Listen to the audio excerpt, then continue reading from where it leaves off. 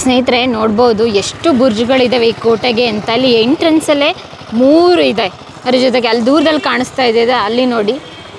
ಮತ್ತು ಇಲ್ಲಿ ಕೋಟೆ ಸುತ್ತ ಕಲ್ಲುಗಳಿಟ್ಟಿದ್ದಾರೆ. ಇಲ್ಲಿ ಊರಿನ ಹಿರೀಕರೆಲ್ಲ ಕೂತ್ಕೊಂಡು ಅವರ ಕಷ್ಟ ಸುಖಗಳನ್ನ ಮಾತಾಡ್ತಾ ಇದ್ದಾರೆ. ಅದ್ರ ಜೊತೆ ಕೋಟೆ ಸ್ಟ್ರಕ್ಚರ್ ನೋಡ್ಬೋದು ನೀವು, ಕಮಾನ್ ರೀತಿ ಇದೆ. ಒಳಗಡೆ ಎಂಟ್ರಿ ಕೊಡ್ತಾ ಇದ್ದೀವಿ ನಾವು. 1 ಬಾಗಿಲನ್ನ ದಾಟಾಯಿತು ನಾವು, ಇವಾಗ 2ನೇ ದ್ವಾರಕ್ಕೆ ಹೋಗ್ತಾ ಇದ್ದೀವಿ.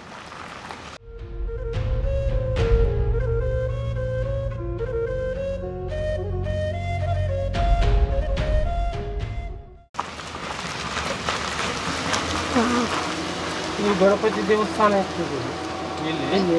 ಅವು ಪ್ರಾಚೀನ ಕಲ್ತ್ಕೊಂಡು ಹೋಗಿದ್ದಾರೆ, ಅದು ನಿಜ ಮಾಡಲಿಕ್ಕೆ ಇತ್ತು ನಾವಿರುವಾಗ ನೋಡುವಂಥದ್ದು.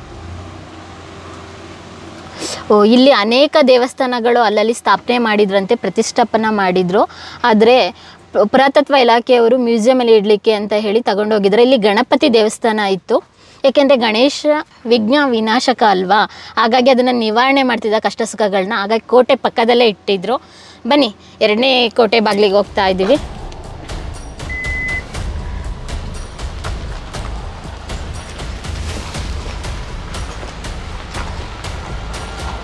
ನೋಡಿ, ಪ್ರತಿಯೊಂದು ದ್ವಾರ ಬಾಗಿಲು ಕೂಡ ವಿಶೇಷವಾಗಿದೆ. ಒಂದೇ ಸ್ಟ್ರಕ್ಚರ್ ಇದ್ರೂ ಕೂಡ ಯಾವ ರೀತಿ ಕಟ್ಟಿದ್ದಾರೆ ಅಂತ ನೋಡ್ಬೋದು. ಕಲ್ಲಲ್ಲೇ ಈ ರೀತಿ ಕೆತ್ತನೆ ಮಾಡಿದ್ದಾರೆ.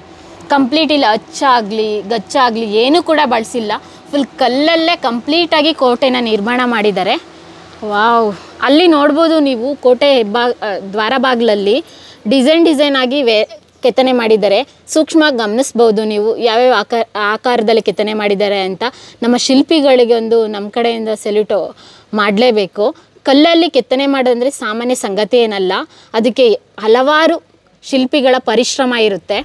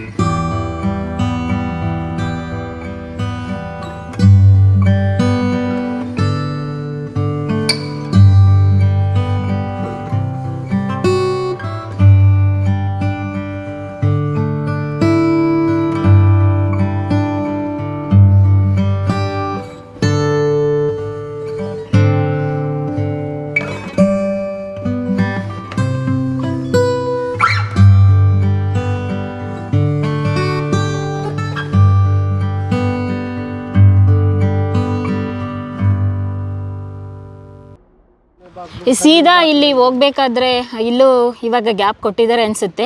ಡೈರೆಕ್ಟಾಗಿ ಮಲಪ್ರಭಾ ನದಿಗೆ ಜಾಯಿನ್ ಆಗ್ಬೋದಿತ್ತು. ಕೋಟೆ ಪಕ್ಕದಲ್ಲಿ ಕೂಡ ಇನ್ನೊಂದು ರೋಡ್ ಇತ್ತು. ಅದ್ರ ಜೊತೆಗೆ ಇಲ್ಲಿ ನೋಡ್ಬೋದು ನಾವು ಇವಾಗ ಎಂಟ್ರಿ ಕೊಡ್ತಿರೋದು 3ನೇ ಮುಖ್ಯ ಮಹಾದ್ವಾರ, 3ನೇ ಬಾಗಿಲು.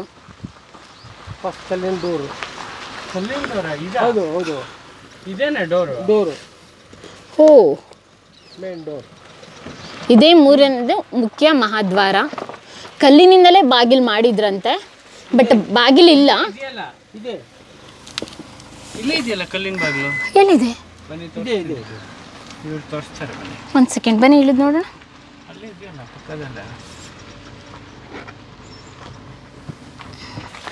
ಸ್ನೇಹಿತರೆ, ಇದು 7 ಸುತ್ತು ಕೋಟೆ ಆಗಿರೋದ್ರಿಂದ ನಾವು ಆಲ್ರೆಡಿ 2 ಮಹಾದ್ವಾರಗಳನ್ನ ದಾಟ್ಕೊ ಬಂದಿದ್ದೀವಿ. ಇದು 3ನೇ ಮಹಾದ್ವಾರ ಮುಖ್ಯವಾದದ್ದು.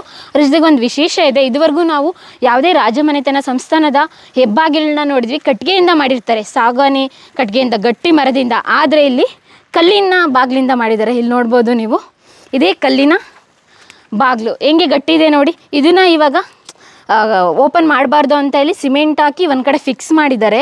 ಆವಾಗ ಈ ಡೈಲಿ ಈ ಕಲ್ಲಿನ ಮಹಾದ್ವಾರನು ಬಾಗಿಲನ್ನು ಹಿಂಗೆ ಎಳೆದು ಈ ಕಡೆಗೆ ಇಲ್ಲಿವರೆಗೂ ಜಾಯಿಂಟ್ ಮಾಡಿ ಲಾಕ್ ಮಾಡ್ತಾಯಿದ್ರು. ಅದಕ್ಕೋಸ್ಕರ ಒಂದು ಸ್ಟ್ರಕ್ಚರ್ ಆಗಿ ಮಾಡಿದ್ದಾರೆ.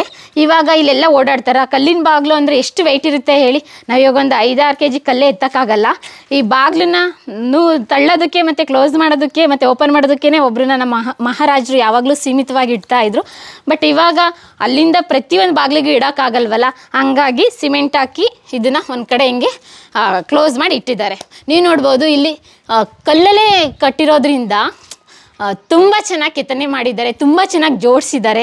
ನಾವಿವಾಗ ಸಿಮೆಂಟಲ್ಲೂ ಕೂಡ ಈ ರೀತಿ ಗೋಡೆ ನಿರ್ಮಾಣ ಮಾಡಲ್ವೇನೋ, ಆ ರೀತಿಯಾಗಿ ಒಂದು ಕೂಡ ಉಬ್ಬು ತಗ್ಗು ಆ ಥರ ಏನಿಲ್ಲ. ಎಲ್ಲ ಸಮನಾದ ಒಂದು ಕಲ್ಲುಗಳನ್ನ ತಗೊಬಂದು ಇಲ್ಲಿ ನೋಡ್ಬೋದು. ಇಲ್ಲಿ ಎಲ್ಲ ಕಲ್ಲುಗಳು ಒಂದೇ ರೀತಿ ಇದೆ. ಅದ್ರ ಜೊತೆಗೆ ಇಲ್ಲಿ ನೋಡ್ಬೋದು, ಇಲ್ಲಿ ಒಂದೇ ರೀತಿ ಇಲ್ಲ, ಆಯತಾಕಾರ, ಚೌಕಾಕಾರ ಎಲ್ಲ ರೀತಿ ಕಲ್ಲುಗಳನ್ನು ಮಿಶ್ರಣ ಮಾಡಿ ಗಟ್ಟಿಯಾಗಿ ಕಟ್ಟಿದ್ದಾರೆ. ಈ ಕೋಟೆ ಎಷ್ಟು ವರ್ಷದ ಹಳೆಯದು, ಇಲ್ಲಿ ಯಾರೆಲ್ಲ ಆಳ್ವಿಕೆ ಮಾಡ್ತಾಯಿದ್ರು, ಮತ್ತು ಛತ್ರಪತಿ ಶಿವಾಜಿಯವರು ಇಲ್ಲಿ ಏನಕ್ಕಾಗಿ ಬಂದಿದ್ದರು, ಎಲ್ಲ ಇತಿಹಾಸವನ್ನು ಇಲ್ಲಿನ ಮಹಾರಾಜ ಹತ್ರನೇ ಹೋಗಿ ಕೇಳಿ ಪಡ್ಕೊಳ್ಳೋಣ ಸ್ನೇಹಿತರೆ. ಬನ್ನಿ ಹಾಗಾದರೆ 7 ಸುತ್ತಿನ ಕೋಟೆಗೆ ಎಲ್ರಿಗೂ ಮತ್ತೊಮ್ಮೆ ಸ್ವಾಗತ.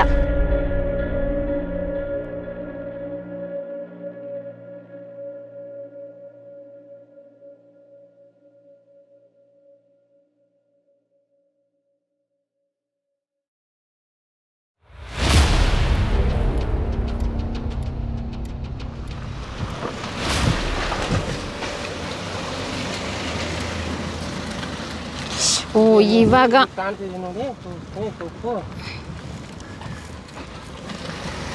ಇಲ್ಲೆಲ್ಲ ಕೋಟೆ ಒಳಗಡೆನೆ ಹಲವಾರು ಮನೆಗಳಾಗಿಬಿಟ್ಟಿದ್ದಾವೆ. ಯಾಕೆಂದರೆ ಅವಾಗ ಖಾಲಿ ಇತ್ತು ಅನಿಸುತ್ತೆ. ಇವಾಗೆಲ್ಲ ಊರೆಲ್ಲ ಬಂದು ಇಲ್ಲೇ ಸೇರ್ಕೊಬಿಟ್ಟಿದ್ದಾರೆ. ಒಳ್ಳೆಯದೇ ಆಯಿತು.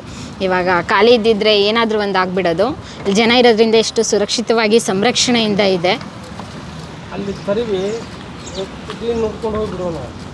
ಮಹಾರಾಜಲ್ಲಿ ಭೇಟಿ ಅಲ್ಲಿಗೆ ಬರ್ತದೆ. ಅಲ್ಲಿ ನೋಡಿ ಕರವಿ ಇಲ್ಲಿ ಕೋಟೆ ಹೋಗ್ಬೇಕು ಆಗ್ತದೆ ಸ್ವಲ್ಪ. ಇಲ್ಲೆಲ್ಲ ಅಳಿದುಳಿದ ಕುರುಹುಗಳಿದ್ದಾವೆ ಕೋಟೆದು, ನೀವು ನೋಡ್ಬೋದು. ಒಬ್ಬೊಬ್ಬ ಎಷ್ಟು ದೊಡ್ಡ ಕೋಟೆ. ಇಲ್ಲೆಲ್ಲ ಕೋಟೆ ಸುತ್ತ ಕಾಂಪೌಂಡ್ ಇದೆ, ಅದರೊಳಗಡೆ ಒಂದು ಊರು.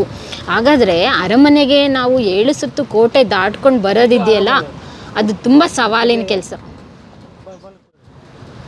ಓ ಇಲ್ಲಿ ಒಂದು ಬುರ್ಜ್ ಕಾಣಿಸ್ತಾ ಇದೆ.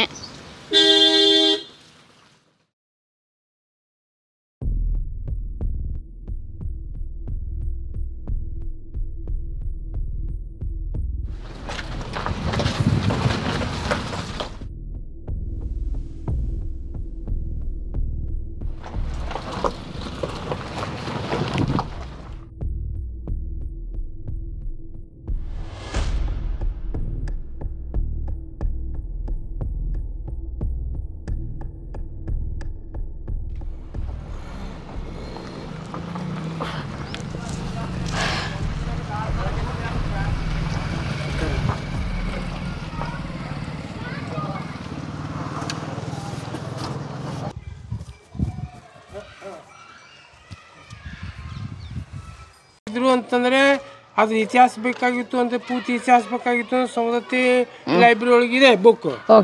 ಓಕೆ ಅದು ಸಿಗ್ತೈತಿ. ಆಮೇಲೆ ಈಗೇನು ಈಗ ಇವರು ಕೂಡ ಇವರು ನನ್ಕಿಂತ ಸಣ್ಣವ್ರು. ಇವ್ರ ಅಜ್ಜಾರ ತೀರ್ಕೊಂಡಿದ್ರು. ಇವ್ರ ಅಜ್ಜಾರ್ ಇದ್ರಿ ಆಗ ನಾವಿದ್ದಾಗ. ಅವ್ರ ಅಜ್ಜಾರ ಹೆಸರೇನು? ನರಸೋಜಿರಾವ್ ಮುರಾರಾವ್ ಸಿಂಧೆ.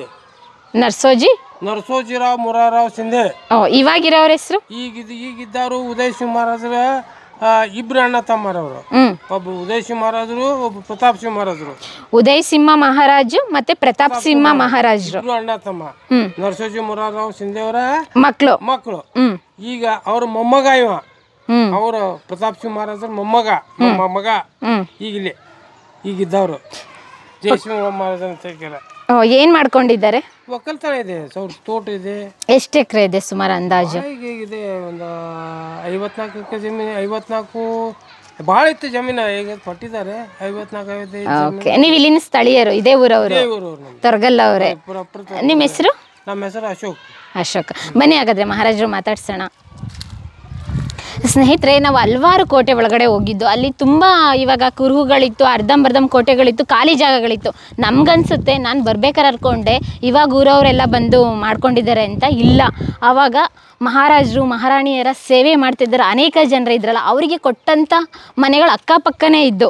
ಹಂಗಾಗಿ ಇಲ್ಲಿ ಕೋಟೆಯಲ್ಲಿ ತುಂಬ ಖಾಲಿ ಜಾಗಗಳು ನೋಡ್ತೀವಲ್ಲ ಬೇರೆ ಕೋಟೆಲೆಲ್ಲ, ಅದೆಲ್ಲ ಮನೆಗಳಿದ್ದಿದ್ದು, ಅದೆಲ್ಲ ಇವಾಗ ನಾಶ ಆಗಿದೆ.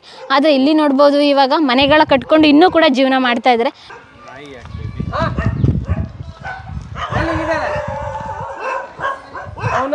ಪ್ರಿಯ ವೀಕ್ಷಕರೇ, ನಮ್ಮ ಕರುನಾಡಿನ ಸಾಹಿತ್ಯ, ಸಂಸ್ಕೃತಿ, ವಿಶೇಷ ವ್ಯಕ್ತಿಗಳ ಸಂದರ್ಶನವನ್ನು ತಪ್ಪದೇ ವೀಕ್ಷಿಸಿ.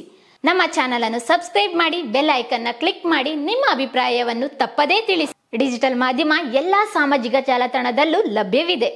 ಸ್ವತಂತ್ರ ಪತ್ರಿಕೋದ್ಯಮವನ್ನು ಬೆಂಬಲಿಸಿ. ಧನ್ಯವಾದಗಳು.